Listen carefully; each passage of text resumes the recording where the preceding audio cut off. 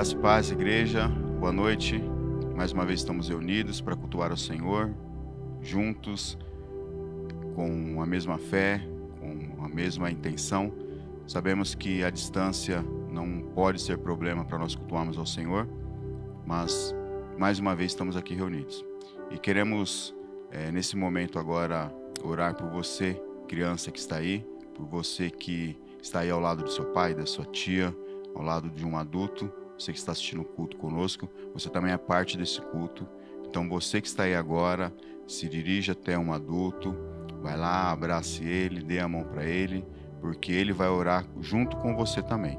E você também vai agradecer ao Senhor, independente da distância que estamos vivendo, estamos passando, mas o Senhor é bom e vai continuar sendo bom em todo o tempo. Amém? Abraça aí, pega essa pessoa que está do seu lado e você adulto também. Ministre sobre a vida dessa criança agora, em nome de Jesus.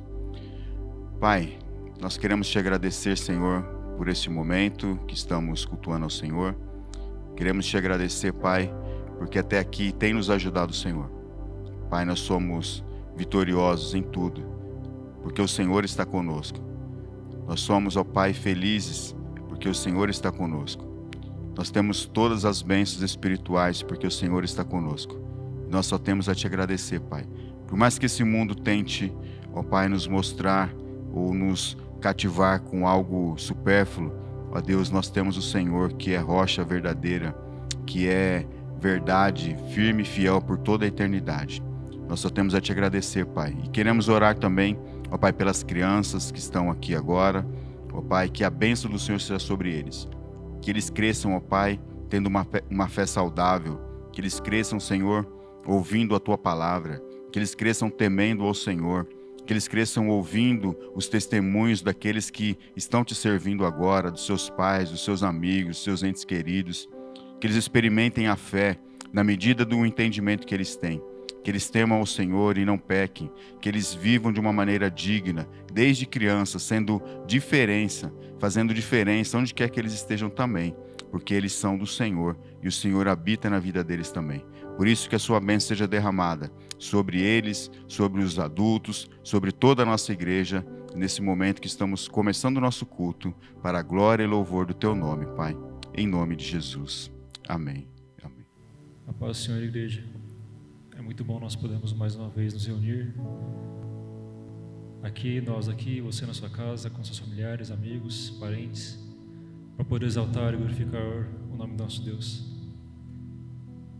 E cada canção que você e nós aqui cantarmos hoje, você possa se lembrar quem é Deus na sua vida, lembrar o quão grande Deus é, quão maravilhoso Deus é. Nós sabemos que Ele é nosso refúgio, nossa fortaleza. Nele nós podemos confiar, nele nós podemos crer e saber que Ele nunca nos deixa só. Ele é o nosso Pai de amor, nosso Deus que nos ama, que nos guarda, que nos quer bem. Que nós possamos realmente crer nesse Deus todos os dias e agradecer a Ele pela salvação, agradecer a Ele pelo cuidado, pelo amor e por sempre estar conosco. E que todos os dias realmente possa exaltar e glorificar esse Deus. E que essa chama, esse amor que arde em nosso peito, nosso coração, que vem de Cristo, possa permanecer queimando todos os dias, para que haja um avivamento realmente verdadeiro em nossas vidas, nesse lugar, nesse país, para que todos possam conhecer o Senhor através da minha vida, através da sua vida, porque é isso que Deus quer, nos usar para a glória dEle, e para que sempre seja exaltado e glorificado em todas as coisas.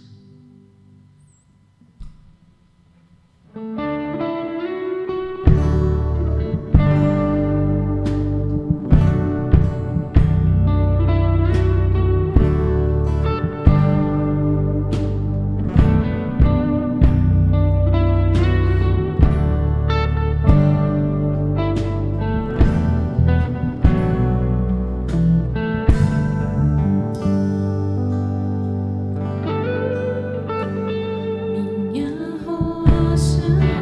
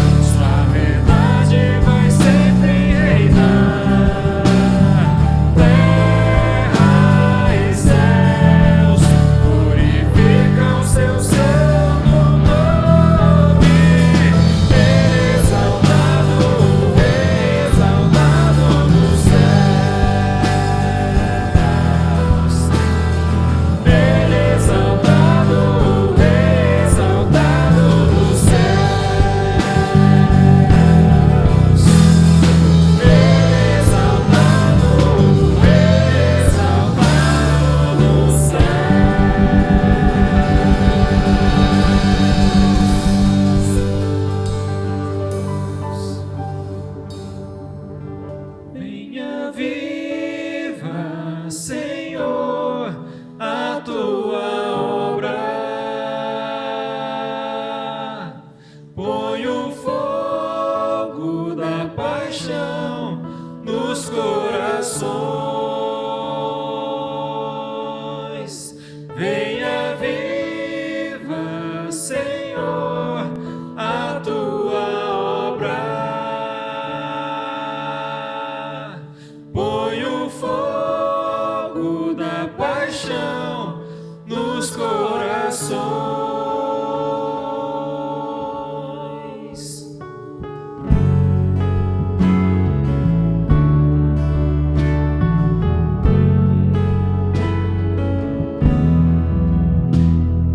Ouve, Senhor, o clamor do teu povo, vem sobre nós com poder,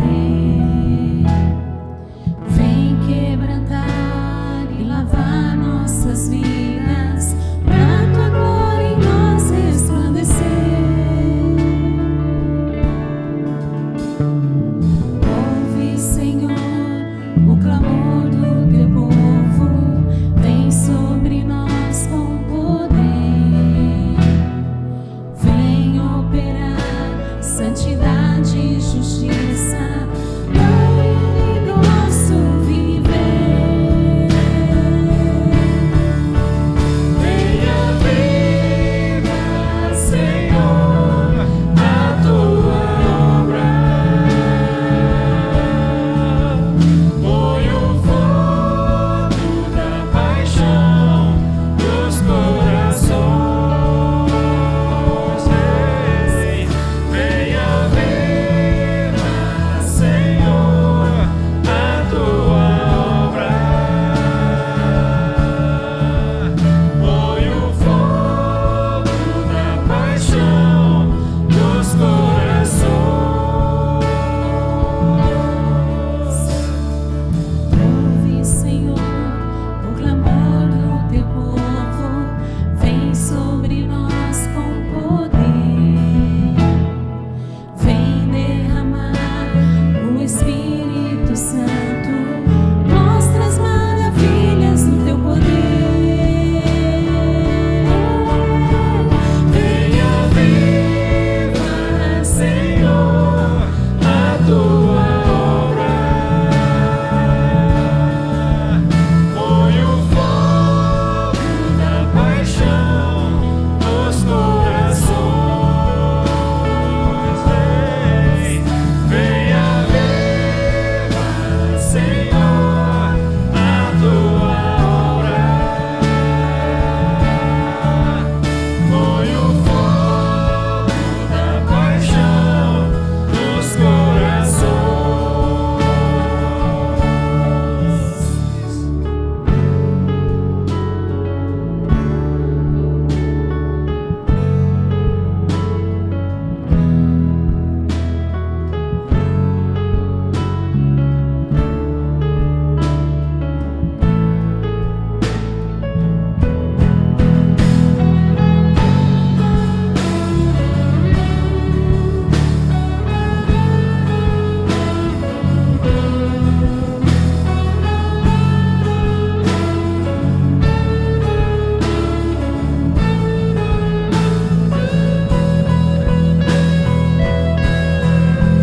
Venha viva, Senhor, a tua obra. Põe o fogo da paixão nos corações. Venha viva, Senhor, a tua obra.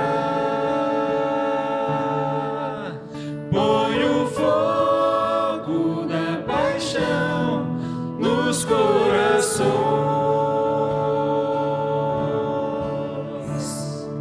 Ouve, Senhor, o clamor do teu povo, vem sobre nós com poder.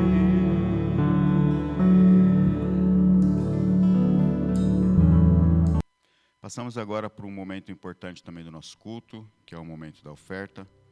Nós que temos experimentado o sustento do Senhor, a graça do Senhor, temos vivido isso, por isso nós podemos falar para você que a oferta, os dízimos, eles são uma bênção para nós. Não é um peso para nós ofertarmos, trazemos o dízimo, nós fazemos isso com prazer, porque nós sabemos quem tem nos abençoado. E aquele que nos abençoou, ele tem muito mais ainda para nos abençoar.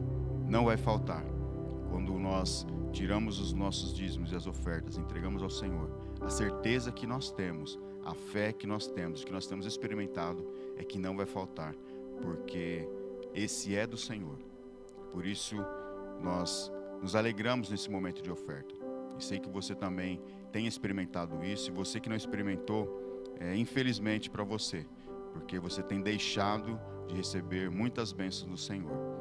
Nós que somos membros aqui da nossa igreja, sabemos da responsabilidade que nós temos como igreja.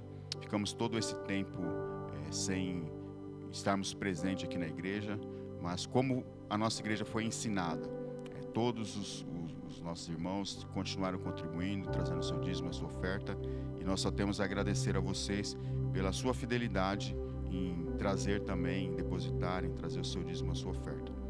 A palavra do Senhor, em Lucas capítulo 21, diz assim: Jesus olhou e viu os ricos colocando as suas contribuições nas caixas de ofertas. Viu também uma viúva pobre colocar 2 pequeninas moedas de cobre. E disse: afirmo que esta viúva pobre colocou mais do que todos os outros. Todos esses deram o que lhe sobrava, mas ela, da sua pobreza, deu tudo o que possuía para viver. Jesus, como mestre, ele usava todos os momentos e todas as ocasiões para ensinar os seus discípulos. Em um momento ali também, como era pública a oferta, eles traziam ali a sua oferta de maneira pública. Então era praticamente um espetáculo ali. Alguns fariseus, alguns religiosos traziam ali as suas ofertas e derramavam ali no gasofilácio aquele monte de moedas ali, mostrando a sua quantidade. E Jesus olhou e viu isso, e viu ali as pessoas trazendo grandes quantidades, os ricos colocando ali grandes contribuições nas caixas de ofertas, e também viu uma viúva muito pobre ali, levando uma moeda mínima ali de cobre e ofertando. E talvez possa ter passado despercebido ali aos olhos de todos, mas não de Jesus. Jesus olhou e chamou seus discípulos e ensinou eles uma lição muito importante. Falou: olha, vocês estão vendo, vocês viram essa cena? Eu afirmo a vocês que aquela viúva, a oferta dela foi maior do que todos os outros. Aí imagina os discípulos olhando para o outro, falando assim: mas espera aí, Jesus, como que é isso, né? Ela deu uma moeda só e os outros deram sacos de moeda, como que pode ser isso? Jesus então conclui, fala assim: todos eles deram o que lhes sobrava, mas ela, da sua pobreza, deu tudo o que possuía para viver. É interessante a gente olhar que assim, desde aquela época e até agora, o máximo que a gente olha na Bíblia em questão de dízimo são os 10%. Mas a questão da oferta, não existe uma lei, você dá conforme a generosidade do seu coração. E a generosidade do coração dessa mulher foi muito grande. A generosidade que ela tinha, as experiências com certeza que ela teve com Deus, o que ela experimentou, ela só tinha aquela moeda, ela poderia ficar com ela, mas ela quis ofertar. E na sua pobreza ela deu tudo que ela possuía. Isso é um exemplo para nós, às vezes, quando nós ofertamos. Porque a maioria das vezes a gente faz, talvez, como os ricos. A gente dá talvez aquilo que está a mais, o que está sobrando. E não que a gente tenha que dar tudo, mas a generosidade tem que fazer parte do momento da oferta também. Porque nós sabemos que a gente muitas vezes pode ofertar mais, pode trazer mais, e a gente às vezes se contenta com pouco. Que isso possa ficar no nosso coração, que a gente possa aprender. Você vai ter outros momentos aí também para conseguir aí praticar essa palavra, ofertar com maior generosidade, talvez como essa viúva pobre, ou talvez não, mas que a nossa oferta possa ser generosa diante do Senhor. Amém? Deus abençoe.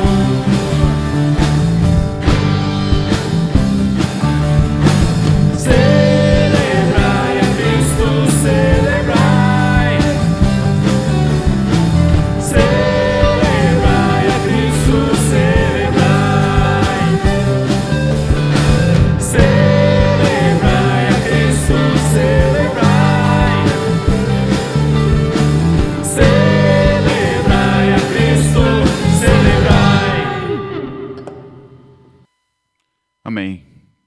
Nós continuamos falando sobre uma igreja saudável e vamos continuar ainda mais alguns dias, alguns finais de semana falando sobre isso.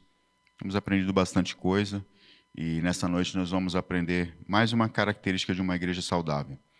Uma igreja saudável é uma igreja que restaura as pessoas. Nós, como igreja, nós só temos uma responsabilidade: anunciar o evangelho, pregar o evangelho, para que as pessoas sejam restauradas. E, na verdade, ser restaurada do quê? Ser restaurada do pecado. O pecado é a nossa luta constante, em que todo ser humano vive, sejam eles os que estão na igreja, sejam aqueles que não estão na igreja. O pecado, onde ele entra, ele destrói, onde ele entra, ele corrompe, onde ele entra, ele traz tristeza, traz dor. E esse mundo tem sofrido porque, além de se afastar do Senhor, tem mergulhado completamente no pecado. E a igreja do Senhor está nessa terra para isso, para restaurar as pessoas. Nós fomos restaurados, fomos resgatados.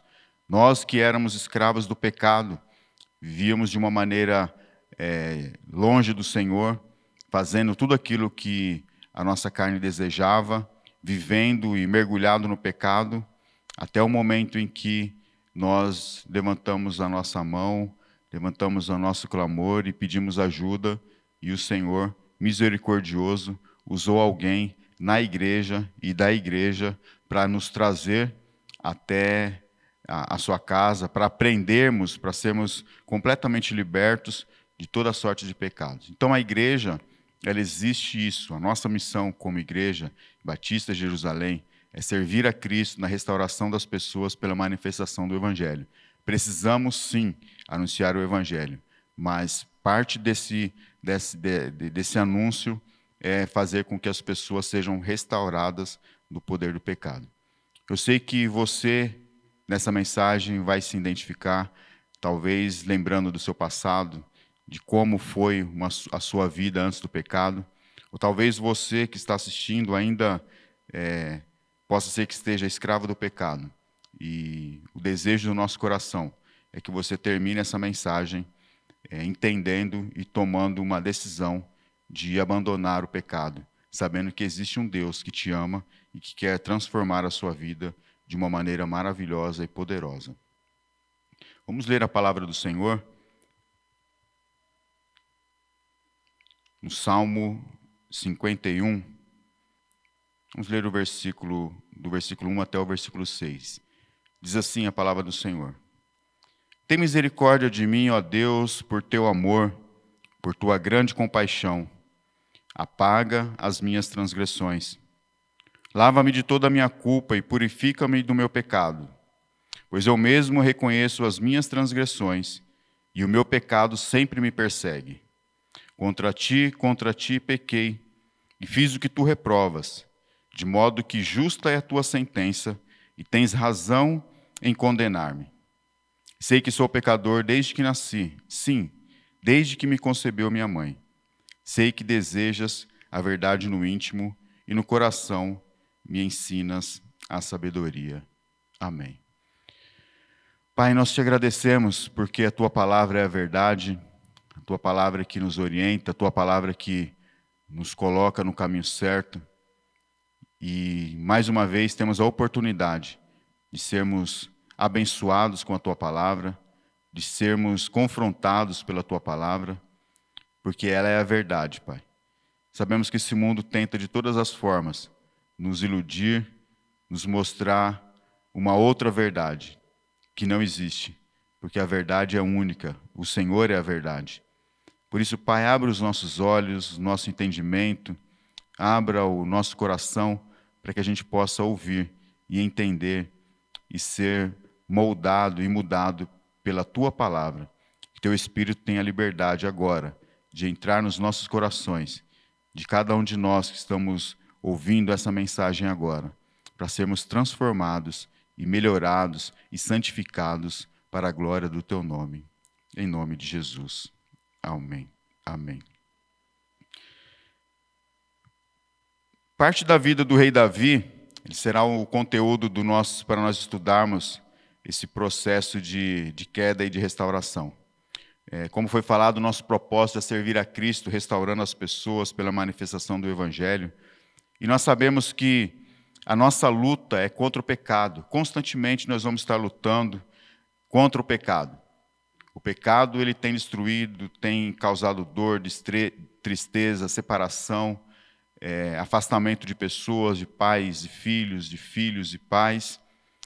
E é interessante a gente olhar que a questão do pecado, como ele funciona. Todo pecado ele se torna uma possibilidade quando a gente começa a acreditar em alguma mentira. Quando a gente começa a acreditar em alguma mentira, o pecado ele se torna uma possibilidade. Porque Deus ele é a verdade, Jesus ele é a verdade. Então, quando a gente começa a acreditar em uma outra coisa, a não ser aquilo que o próprio Cristo falou e a sua palavra, o pecado ele vai se tornar uma possibilidade na nossa vida. E ele começa a se instalar, ele começa a gerar resultados, a gerar frutos e morte, quando a gente começa a perder a esperança de fazer o que é certo. Quando fazer o que é certo já não parece que não vale mais a pena, fazer o que é certo já não tem valor. Então a gente começa a praticar, a gente começa a colocar esperança no que é errado. E aí o pecado ele vai ficando cada vez mais difícil de ser vencido. Quando a gente começa a acreditar numa mentira, quando a gente perde a esperança de fazer o que é certo, e o pecado ele se torna insuperável, quando a gente perde a força no amor. A gente não ama mais a Deus de verdade, não ama verdadeiramente o próximo, não ama mais a si próprio, e aí o desprezo com tudo e com todos, até consigo mesmo, começa a destruir, e aí fica muito difícil sair dessa situação. Na verdade, todos que estão escravos do pecado nessa situação, dificilmente ela vai conseguir vencer, a não ser pelo próprio Deus, uma intervenção divina, uma ação do próprio Deus para trazer o convencimento do pecado, da justiça e do juízo. Essa história a história que nós lemos aqui, o contexto dessa história ele é muito longo, mas ele é necessário para que a gente entenda realmente esse texto. Estamos no Salmo 51, mas a história ela começa lá em 2 Samuel, capítulo 11. O rei Davi estava tendo vitórias em várias batalhas, e diz o texto ali em 2 Samuel, capítulo 11, que em determinado momento ele não foi para a guerra, mandou ali o seu general ali, Joabe, os seus oficiais do exército, e eles foram então para a batalha, e Davi permaneceu em casa, ali no palácio. Aquele momento que de vez em quando a gente passa, que se acha no direito de nós baixarmos a guarda e perdemos a noção do perigo, e a gente sai da onde a gente deveria estar realmente e então afrouxa e começa a deixar algumas coisas essenciais de lado, e é onde as coisas começam a aparecer as possibilidades. Davi era para ele estar lá na guerra, era o local dele, junto com o exército. Ele estava ali em casa, se achou no direito de tirar uma folga, de descansar. E em um desses momentos ele estava ali passeando pelo terraço, e ele viu ali uma mulher muito bonita, tomando banho, e ele mandou procurar saber quem que era, e disseram que ela era Betseba, né, e o seu marido estava na batalha, e Davi, então, seduzido por aquilo, pela mulher, mandou trazê-la, se deitou com ela, e acabou engravidando, e depois ela mandou avisar ele que estava grávida. Então, Davi, o que ele deveria fazer, ele não teve força, porque ele já estava enfraquecido. Ele não teve força para desviar o olhar e se deixar dominar pelo que ele viu. Talvez ali uma mulher bonita, como a palavra diz, então ele se deixou levar por aquilo e acabou cometendo ali o pecado. E não satisfeito com isso, já envolvido, que a Bíblia fala que um abismo puxa outro, um pecado chama outro pecado, ele tentou ali solucionar o problema da forma dele. Tentou imaginar ali uma forma de solucionar o problema. Não conforme Deus queria, mas conforme ele imaginou. Ele tentou esconder ali o pecado e tentou fazer ali um plano para tentar solucionar. Então ele manda chamar Urias, o marido de Betseba, manda chamar ele e leva ele lá e explica para ele, fala, olha, você é um bom soldado, você pode dormir na sua casa hoje. E pensando Davi que ele desceria, dormiria com a sua esposa, não saberia se com certeza teria relação sexual com ela, não saberia se o filho era dele ou se não era, e ia passar batido.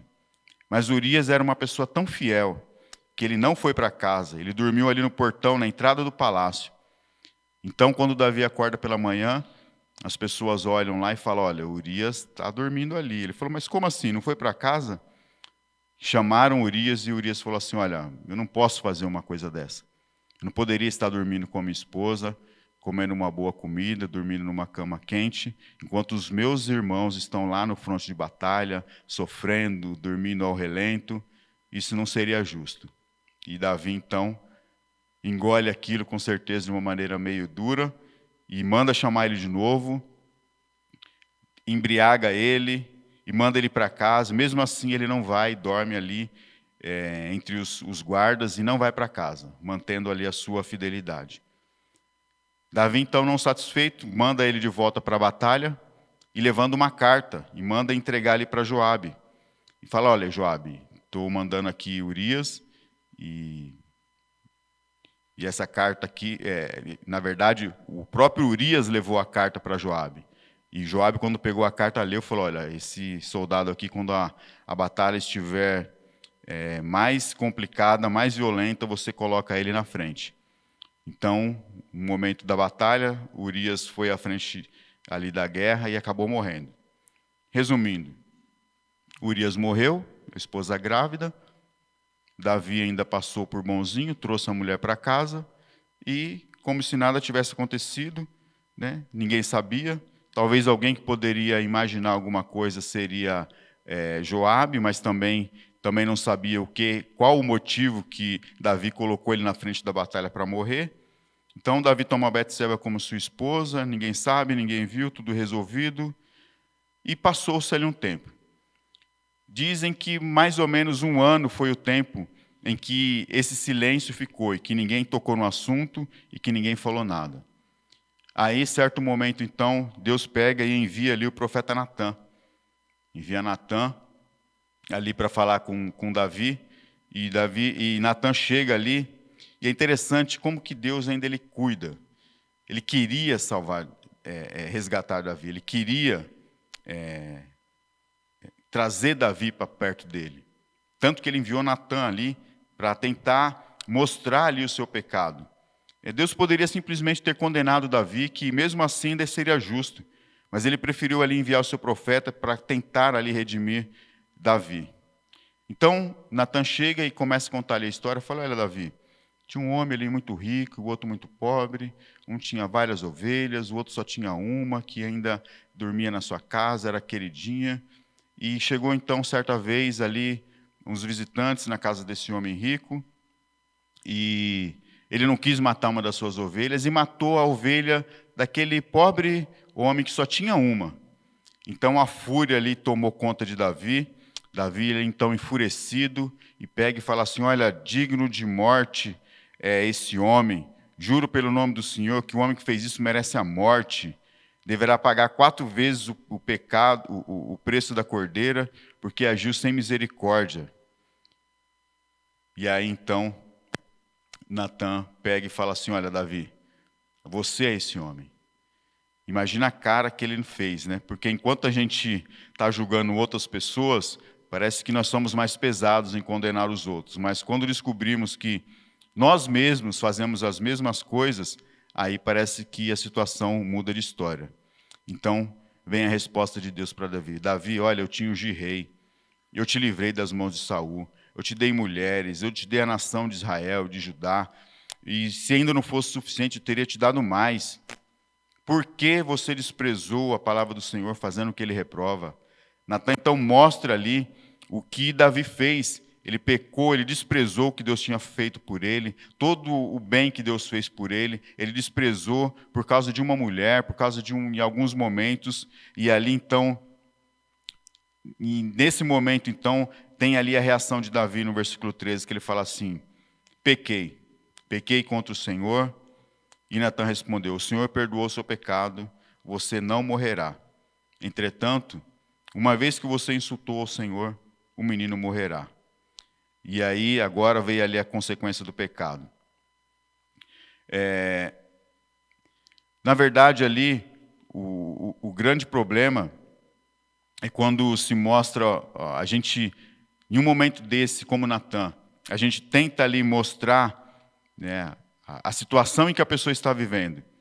Quantas vezes a gente não tenta mostrar ali que uma pessoa está vivendo no pecado, está com uma vida que não agrada a Deus, está com práticas de que não agradam ao Senhor e que vai trazer, na verdade, sofrimento para ela.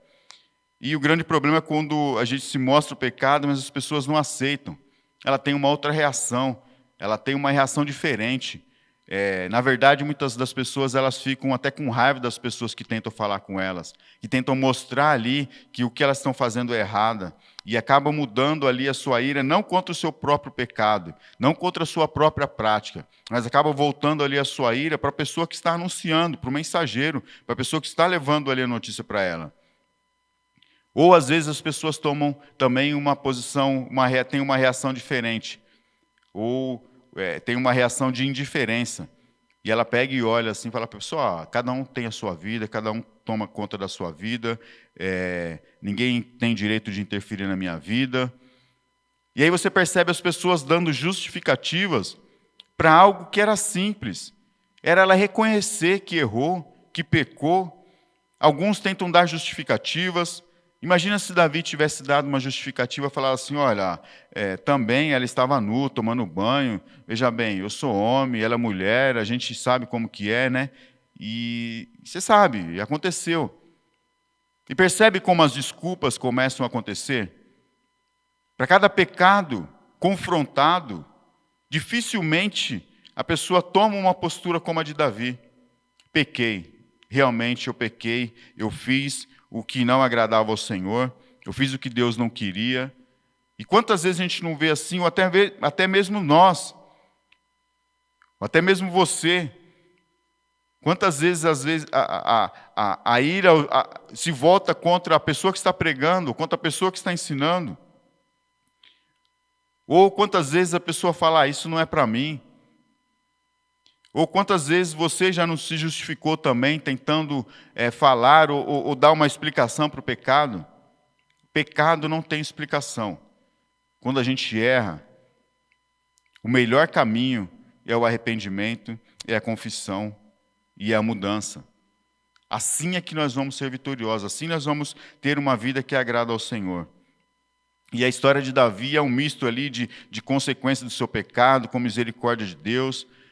Depois ali de algum tempo ele teve vários filhos, e ali durante a sua família, ali os seus filhos ali, teve várias coisas. Um filho ali violentou a irmã, aí Amon violentou ali Tamar, e aí o outro irmão, o Absalão, ali mata o que violentou a irmã. Depois ali toma o reino do pai, numa rebelião. Tem relações sexuais ali com as esposas, concubinas, ali na tenda à vista de todo Israel, se cumprindo ali uma punição que Deus falou para ele. Falou assim, olha Davi, eu vou te perdoar, mas de sua própria família eu vou trazer uma desgraça sobre você. Tomarei as suas mulheres diante de seus próprios olhos e as darei a outro, e ele se deitará com ela em plena luz do dia. Você fez isso às escondidas, mas eu farei isso diante de todo Israel, em plena luz do dia. Está lá em 2 Samuel, capítulo 12, do versículo 11 e 12. E depois ali, Absalão também morre de uma maneira trágica, e Davi sofre e chora, e uma vida ali, sabe, de várias consequências de coisas que ele fez. E é interessante a gente ver também a misericórdia. Após a morte daquele filho de Betseba, quando ele nasceu, ficou algum tempo, e depois ele morreu, Betseba se deitou ali com Davi, e ela teve um outro filho. E dessa relação nasceu o filho que fez ali a história em Israel também, foi Salomão. Salomão é filho de Davi com Betseba. E diz a palavra do Senhor ali que o Senhor o amou. O Senhor amou a Salomão. E ele enviou ali o profeta Natã agora, não com uma palavra de julgamento, uma palavra de confronto ali com Davi, mas ele enviou ali agora Natã com uma mensagem a Davi, dizendo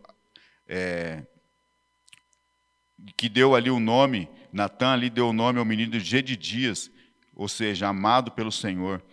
Então Deus ali também estava com Davi, durante todas as batalhas, em momentos ali, Deus estava com Davi, junto com ele.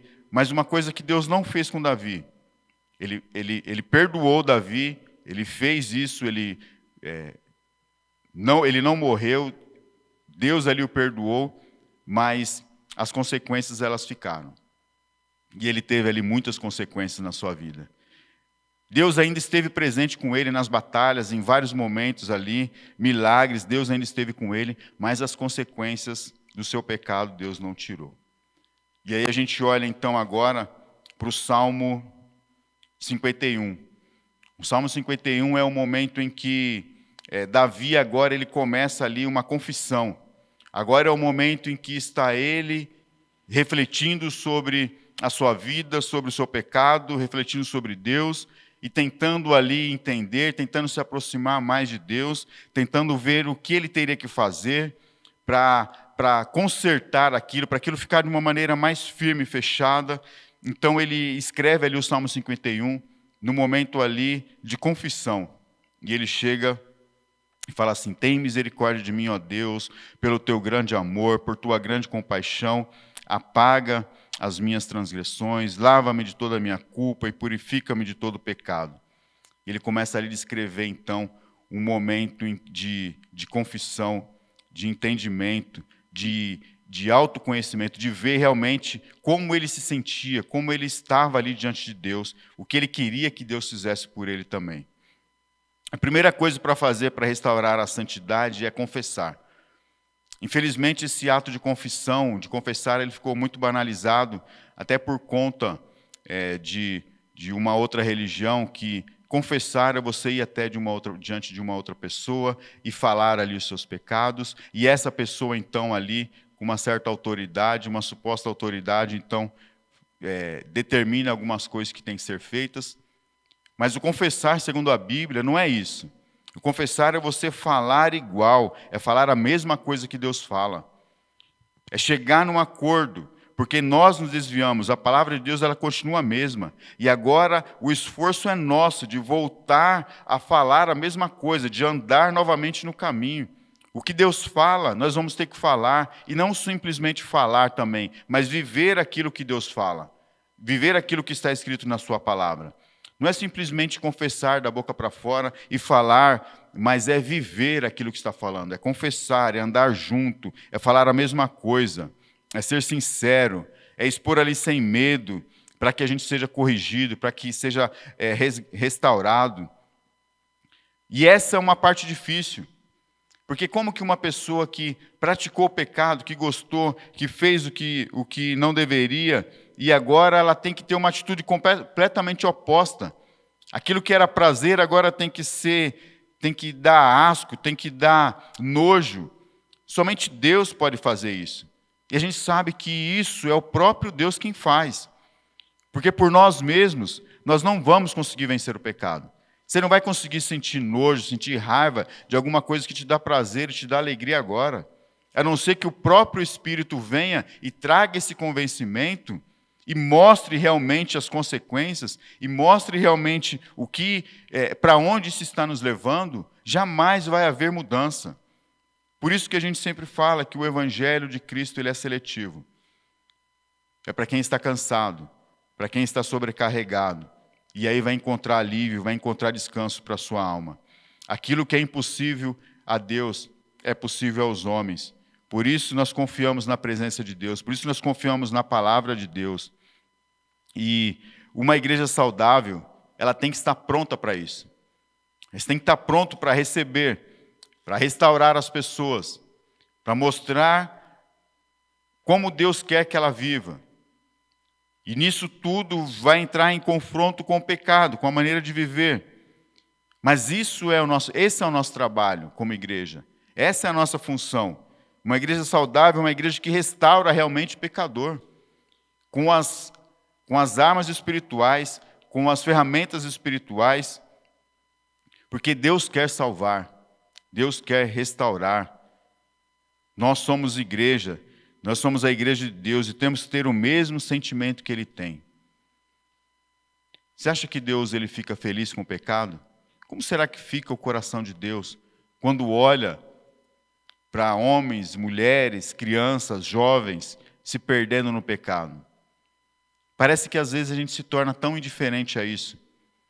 Parece que a gente não sente nada quando vê uma pessoa embriagada, quando vê uma pessoa sofrendo, quando vê traição, quando vê pecado de todas as formas. E isso é um termômetro para nós, igreja. Se a gente não consegue mais se indignar contra o pecado, se a gente não consegue mais sentir repulsa, nós vamos acabar fazendo parte, vamos acabar concordando. E como nós vamos restaurar se a gente, no fundo, não condena? Como que a gente vai mostrar a verdade, a palavra de Deus que é a verdade, contra todos os pecados e tantos pecados que existem? Como que a gente vai condenar no sentido de mostrar realmente que Deus não concorda com isso? E a Bíblia fala que a condenação é essa, que os homens amaram mais as coisas desse mundo do que a Deus. Amaram mais as trevas do que a luz. Esta é a condenação, que o Filho veio ao mundo e os homens não quiseram dar ouvidos àquilo que ele estava dizendo. Como que nós vamos nos indignar como igreja? Nós precisamos estar saudáveis para poder olhar com mais clareza e ver que as pessoas estão sofrendo. O pecado tem feito as pessoas sofrerem, elas estão indo para o inferno. E vão realmente para o inferno. Por mais que digam que não. Por mais que digam que em algum momento Deus vai dar um jeito, Deus vai resolver. Mas se não houver mudança, se não houver confissão, se não houver arrependimento, não vai ter mudança de vida. E cabe a nós, igreja, fazemos essa parte. Cabe a nós, e esse processo ele começa com uma confissão. E esse Salmo 51 é a confissão de Davi agora com Deus. E ele chega e ele fala: Deus, tem misericórdia de mim. Tem misericórdia de mim. Não sabemos qual foi o momento, quanto tempo se passou daquele confronto de Natã com ele. Se foi um dia, 2 dias depois, mas esse momento chegou. E foi único ali na vida de Davi. E ele chega, ele começa a falar coisas para Deus que ele realmente está vendo. Agora ele começa a se enxergar. Deus ali então tira as escamas dos seus olhos. Ele começa a perceber quem realmente ele é. Qual a condição em que ele está. Como pecador, como pessoa que fez o que desagradava a Deus. Ele fala: Deus, tem misericórdia de mim. E apaga as minhas transgressões. Apaga as minhas transgressões. Transgressão, ela significa que a gente ultrapassou, que a gente foi adiante, que a gente excedeu. Pressupõe a existência de uma norma que estabelece limite. E ele sabia que ele tinha ultrapassado esse limite, ele transgrediu. E essa transgressão na Bíblia era lidada como uma rebelião. Nós transgredimos. Nós fizemos algo que desagradava a Deus. E Davi, ele sabia que ele tinha transgredido. E ele fala assim: Senhor, apaga isso. Apaga essa minha transgressão. O que a gente mais quer quando a gente erra, quando a gente comete alguma coisa, é que isso seja apagado da nossa vida. Que isso ninguém lembre mais. Que isso suma. E que ninguém, ao menos, lembre disso. Mas, às vezes, quando nós falamos isso, é que a gente está pensando nas pessoas, que as pessoas não lembrem. Mas a gente esquece que houve uma afronta, houve alguém que foi ofendido, e esse alguém foi Deus. E, às vezes, a gente se preocupa com as pessoas e não com Deus. É que o que as pessoas se esqueçam de nos verem como a gente, e que elas não se lembrem mais de como a gente era, o que a gente fez de errado.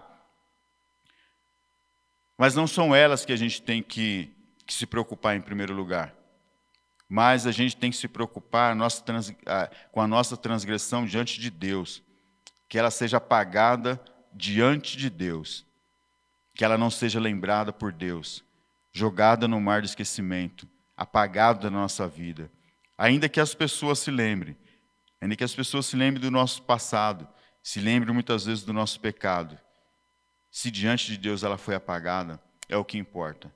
Deus não se lembrando, Deus perdoando e apagando, é o que importa. Até porque existem coisas que as pessoas não viram e nem se lembram mais. Tem coisas que as pessoas já esqueceram, mas ainda está diante de Deus. Tem coisas que as pessoas nem viram, mas ainda está diante de Deus. Então, o nosso relacionamento tem que ser primeiro com Deus. E Davi sabia disso, ele aprendeu isso, ele falou: apaga isso, Senhor, apaga essa transgressão, essas transgressões, não deixa mais que elas fiquem diante de mim.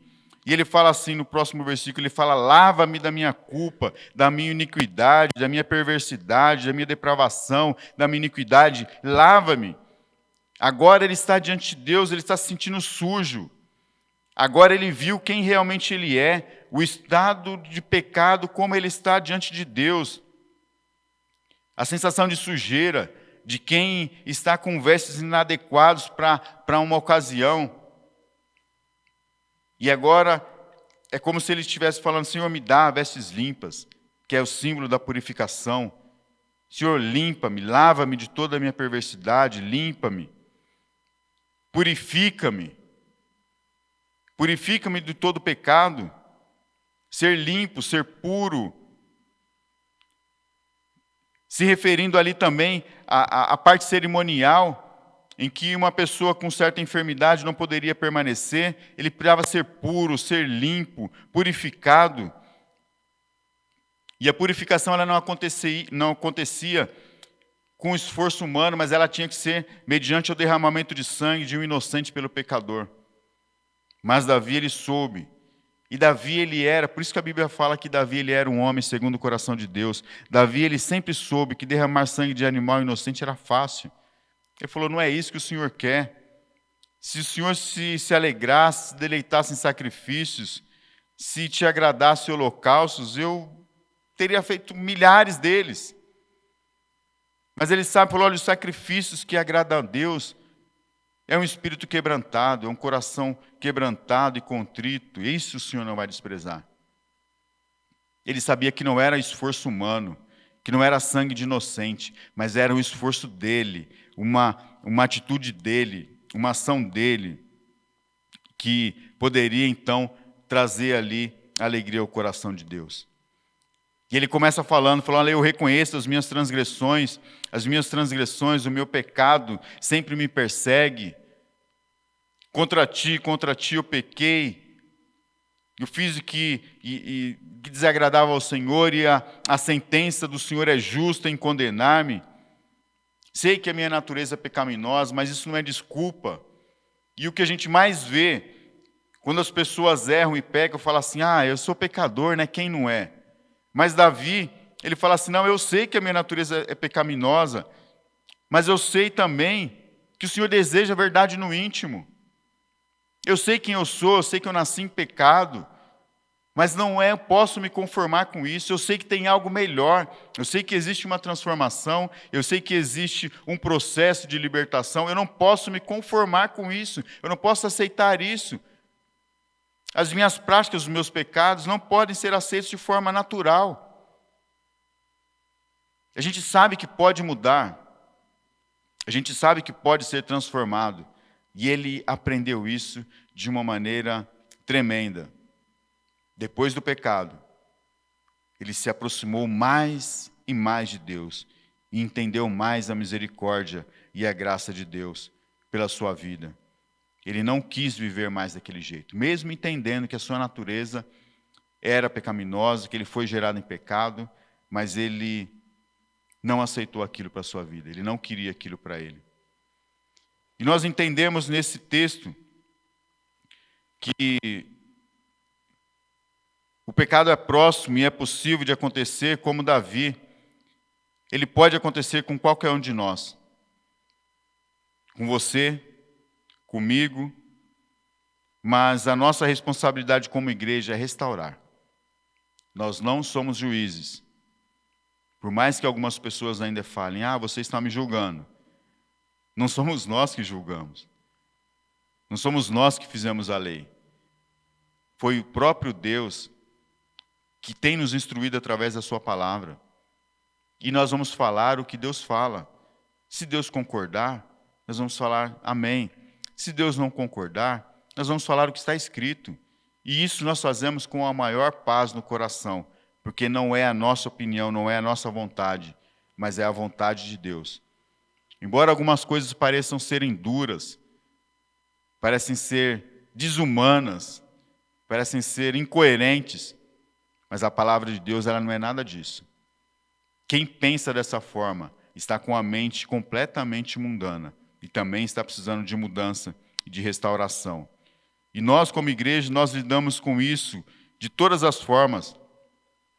Mas na maioria das vezes, pessoas que estão chegando e que ainda não experimentaram essa graça maravilhosa de Deus, ainda escravos do pecado, ainda estão sofrendo com isso.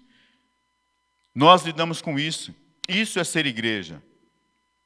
Nós vivemos entre nós, mas as pessoas, quando elas chegarem, elas vão chegar desse jeito, precisando de uma ajuda, de uma transformação, porque elas ainda não experimentaram a graça maravilhosa de Deus, ainda estão escravas do pecado, ainda estão sofrendo com isso.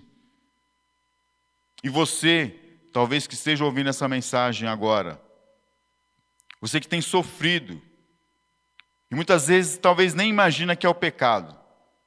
Talvez você tenha colocado culpa em outras coisas, em sentimentos, em frustrações, mas na verdade você tem sofrido por causa do pecado. É o pecado que tem feito você sofrer. É o pecado que está te destruindo. É o pecado que está te escravizando. E que você não consegue parar, não consegue sair mais. E não vai conseguir, a não ser que o Senhor estenda as suas mãos e te traga desse buraco, te traga das trevas para a sua luz. A boa notícia para você que está nessa situação é que existe uma solução para a sua vida. Como Davi, como eu, como tantos outros, como a esse que está aí do seu lado, talvez o seu marido, a sua esposa, o seu filho, e você viu a transformação que Deus fez na vida dele. Você viu a transformação que Deus fez na vida dela. Talvez você não quer reconhecer, mas você sabe que algo sobrenatural aconteceu na vida dela. E foi essa libertação do pecado. Agora, ele e ela não são mais escravos do pecado. Agora têm uma vida livre. E agora podem experimentar a graça, a misericórdia de Deus. Independente da situação em que você está. Seja qual for a profundidade do poço de pecado que você está vivendo. Há esperança para você. Há uma vida melhor para você. Há algo muito melhor e que você nem imagina. Uma vez livre das algemas do pecado, livre da escravidão do pecado, você vai conseguir servir a Cristo. Você vai conseguir se dedicar às coisas de Deus. Você vai ver agora que existe um novo mundo, uma nova vida. Livre do pecado, você vai conseguir desfrutar de todas as bênçãos de Deus. Algo que você não consegue desfrutar agora. Por mais que você fale que Deus está com você, que Deus está contigo, você não tem experimentado a completa graça de Deus na sua vida. E Ele quer que você experimente. Ele quer que você saia dessa situação. E esse pecado ele vai continuar nos perseguindo. Ele vai continuar tentando de todas as formas. Muitas vezes, entre os membros da igreja, muitas vezes, cada um de nós ainda pode acontecer isso. Nós não somos imunes a isso. Basta um passo em falso. E todas as coisas vão se mudar para pior. A vida de Davi estava muito boa. Vitorioso em todas as batalhas, Deus abençoando. Bastou um único momento. E uma única atitude acabou trazendo consequências terríveis para a sua vida. A gente pode errar, como Davi errou. Ninguém está imune a isso. Por isso nós temos que estar vigilantes, constantemente. Nós temos que estar prontos. Nós temos que estar vigilantes, porque nós não estamos imunes a que isso possa acontecer. Nós temos visto tantas pessoas que nem imaginavam, que agora e fizeram ou estão fazendo coisas que nunca imaginaram que poderiam estar fazendo. Porque vacilou, se sentiu confortável, se sentiu protegido demais e achou que não deveria fazer mais nada, mas escorregou e caiu. A queda de Davi foi muito grande, porque ele era um rei. A nossa queda também, ela pode ser muito grande, independente da situação em que você, da posição que você tem. A queda no pecado é sempre terrível. E nós, como igreja, nós temos que estar prontos para ajudar, para instruir. Nós, como igreja, uma igreja saudável, uma igreja que está pronta, e nós, não somente os pastores, mas vocês também, todos os membros, têm que estar prontos a ajudar, para instruir, para orar, para consolar uns aos outros. E o processo vai ser o mesmo. A confissão é falar o que Deus fala. É entender realmente o nosso pecado. É saber realmente a sentir o nojo pelo pecado, a clamar a Deus para que a gente não quer mais, porque a gente não quer mais viver dessa forma, e assim nós vamos receber o perdão. Você que está nos assistindo agora, seja membro ou não, se você estiver voltando às antigas práticas do pecado, nos procure. Nós temos nos preocupado como pastores, essa pandemia, as pessoas muito em casa, várias portas e possibilidades de pecado têm se aberto. E na verdade, a gente sabe que quando voltar ali à comunhão novamente, muitas coisas vão acontecer. E se você de alguma forma ali caiu, tem caído ou experimentado ali novamente viver no pecado, estiver voltando ali às antigas práticas, nos procure. Procure a igreja. Procure os pastores, procure a liderança. Porque nós queremos ajudar você a superar novamente isso. A ter uma vida novamente de paz, a ter uma vida santa, a ter uma vida livre de todo pecado. Ou você talvez que não experimentou ainda essa vida nova. Você é o nosso convidado a experimentar uma transformação, a experimentar uma vida nova. Pode nos procurar, que nós vamos ter uma palavra de Deus para a sua vida. Nós vamos dar o conselho do Senhor para você. Eu tenho certeza de uma coisa, que se você estiver realmente disposto, Deus vai fazer um milagre na sua vida. E você vai ser transformado, e você vai ser perdoado, e você vai ser limpo, e você vai ser mudado, vai ser purificado, e vai experimentar a graça de Deus na sua vida de uma maneira que você nunca imaginou. Como o próprio Davi diz ali no Salmo 32, enquanto eu mantinha escondidos os meus pecados, o meu corpo definhava de tanto gemer, pois dia e noite a tua mão pesava sobre mim. Minhas forças foram se esgotando como em tempo de seca. Salmo 32, versículo 3 e 4. Esconder o pecado não é a solução. Esconder o pecado não é apagar o pecado. Confessar o pecado e se arrepender do pecado é a solução. E nós estamos aqui como igreja. Isso aconteceu comigo, isso aconteceu com todos os que estão aqui. E você talvez que está nos assistindo não experimentou isso. Essa é a oportunidade para você experimentar a graça e a misericórdia de Deus e viver essa vida nova com Cristo. E nós como igreja temos que estar prontos em todos os momentos a restaurar as pessoas, porque para isso nós existimos, para restaurar as pessoas pela manifestação do Evangelho. Amém? Você que ouviu essa mensagem, entende que precisa de uma mudança radical na sua vida. Entende que o pecado tem te escravizado, você tem tentado, tem lutado, mas não tem conseguido. Eu quero falar para você que com o Senhor você consegue.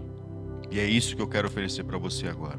Eu quero orar com você, eu quero apresentar a sua vida diante de Deus.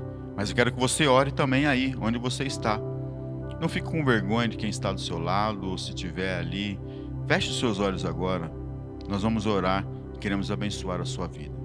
E se você quiser repetir aí no seu coração, ou quiser repetir de forma alta, seja da maneira que você quiser, Deus ele vai ouvir. Ou no seu coração, de uma forma baixa ou alta, mas Deus ele vai ouvir a sua oração. Feche seus olhos agora e repita a oração comigo. Senhor Jesus, eu entendi, através desta mensagem, que eu preciso confessar os meus pecados, que eu preciso ser perdoado, que eu preciso experimentar uma nova vida. Sei que tentei de todas as formas, em tantos meios, mas não consegui. E agora, pelo Teu Espírito Santo, eu entendi que somente com o Senhor eu vou ser liberto do pecado. Ajuda-me, perdoa-me, me instrui, para que eu possa viver uma vida santa, que agrade ao Senhor. Perdoa os meus pecados, lava-me, purifica-me, e assim eu poderei me aproximar do Senhor. Abençoe a minha vida e faz isso por mim, em nome de Jesus. Amém. Amém. Você que fez essa oração, se tiver alguém aí próximo de você que da igreja, que essa pessoa da igreja tem que estar pronta para te instruir nisso, para te ajudar nessa caminhada.